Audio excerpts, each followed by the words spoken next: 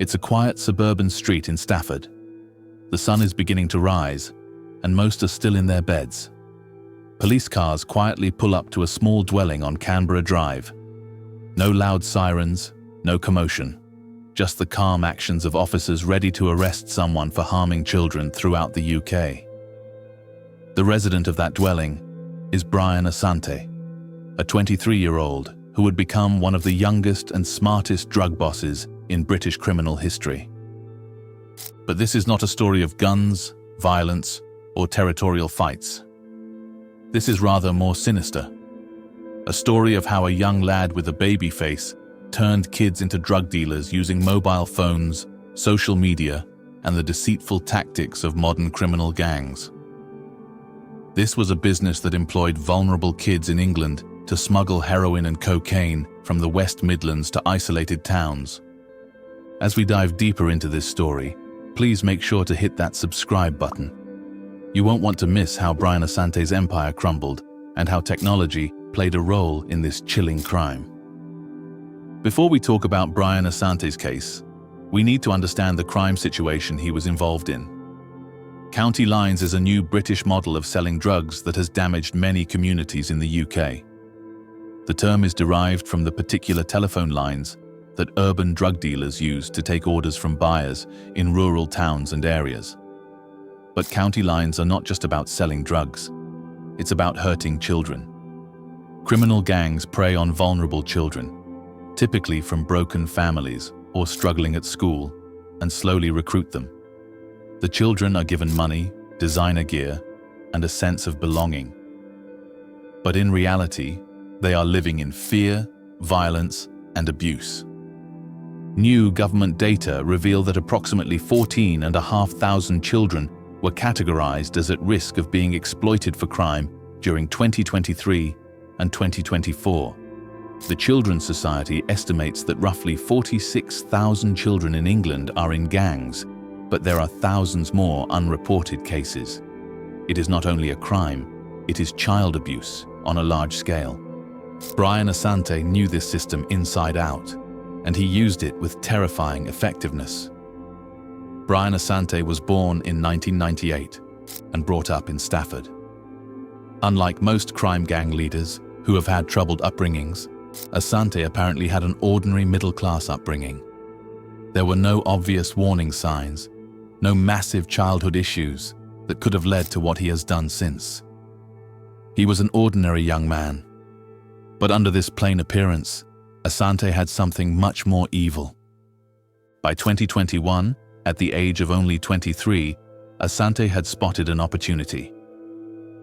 The COVID-19 pandemic has disrupted normal drug supply chains, brought economic difficulty to many households, and isolated vulnerable young people more than ever before. School closures meant less supervision, and financial pressures made the promise of easy money even more tempting for struggling families. Asante didn't look at these children as being vulnerable. He looked at opportunities. Between February and September 2021, Brian Asante built a well-established and complicated network of drug dealers, police later said. He worked from Wolverhampton and Stafford bases and set up two main drug lines, the J line and the AB line. The J line supplied mainly heroin and cocaine to individuals in Kettering, Corby and Peterborough. The AB line mainly operated in Burton-upon-Trent. These two operations collectively transported huge quantities of Class A drugs throughout the English Midlands and the rest of the nation. But Asante's real innovation was not the drugs. It was the organized abuse of children. He recruited a gang of adults who shared his complete disregard for the welfare of children. This gang included Emma Gill, Maurice Reed, Simon McTaggart, and a number of others from the West Midlands, Staffordshire, Northamptonshire, and Wiltshire. Each of the adult assistants had designated tasks. Some were responsible for discovering new individuals, others handled planning, and some managed the finances. But amidst all of this was Asante, coordinating it all through mobile phones and secure messaging platforms. The most shocking part of Asante's method was how he carefully selected children to exploit. Police investigations revealed that he targeted teenagers who were living in difficult situations, teenagers from broken homes, children struggling in school, and teenagers with weak family connections. One of the most tragic instances concerned a 14-year-old young boy who was brought to Oldham to sell drugs from a rented apartment. He was barely old enough for secondary school, was given a burner phone and instructed to send 100 or so messages a day, promoting heroin and cocaine to customers in the local area. The text messages were simple enough: best gear in town, or fresh drop, text for deals. Behind each message, however, this was a kid who ought to be in school, hanging out with friends, or just doing what kids do. But this wasn't the case. Trapped in a rented flat, surrounded by drugs, forced to coordinate deals for adults who saw him as just a disposable tool. When customers responded to these calls, younger kids, some as young as 12 or 13, were dispatched to make the deliveries. They would arrange to meet customers in back alleys, hotel rooms, or agreed pickup locations. The deals were short, never twice in the same spot, and if police arrived, the kids were told to dispose of the drugs, drop the phones, and head back to their safe houses. But these were not safe houses. They were prisons. These kids lived in constant fear, cut off from their families and usual support systems, relying on their abusers for food, shelter, and even their survival. Asante primarily communicated with these kids via Snapchat, using the app's disappearing messages to leave no evidence behind. He sent secret instructions, coded threats that looked like encouragement, and promises of rewards that rarely came through. The kids learned to read between the lines, knowing when Asante was pleased with their work and when they were likely to be punished.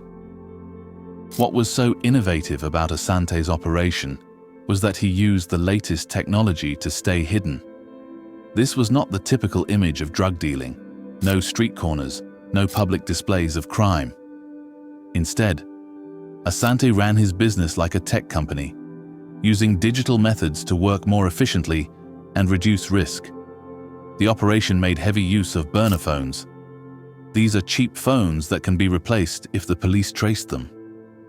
Police discovered that Asante's crew used at least 30 different SIM cards during the first 3 months of 2021.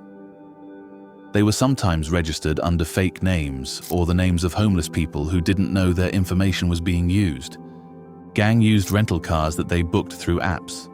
They constantly switched cars and even altered license plates to avoid detection by ANPR cameras. They rented homes under fake names, setting up a network of temporary safe houses that they could quickly leave if the police got too close. Asante used advanced technology to run his business from behind a computer screen.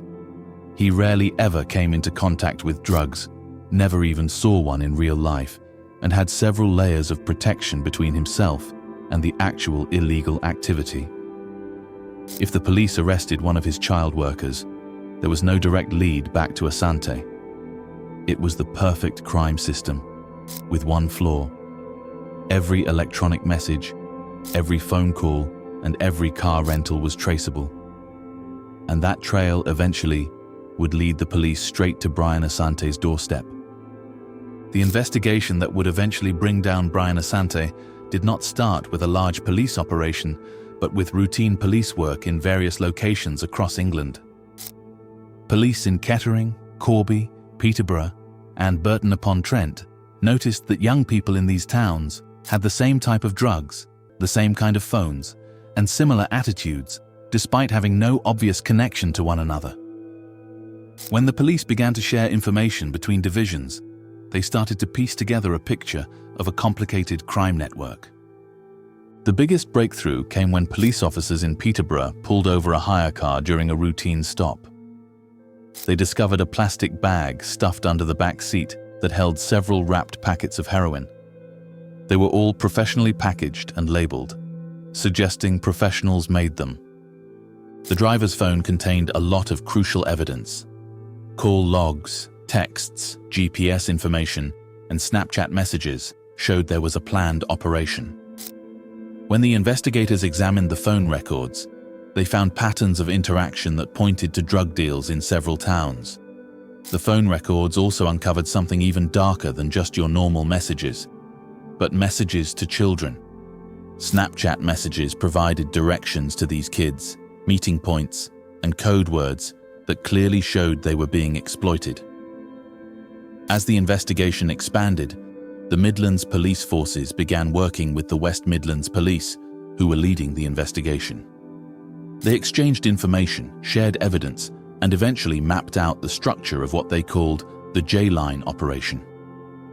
ANPR activity revealed how the rental cars traveled between Stafford, Wolverhampton, and the target towns.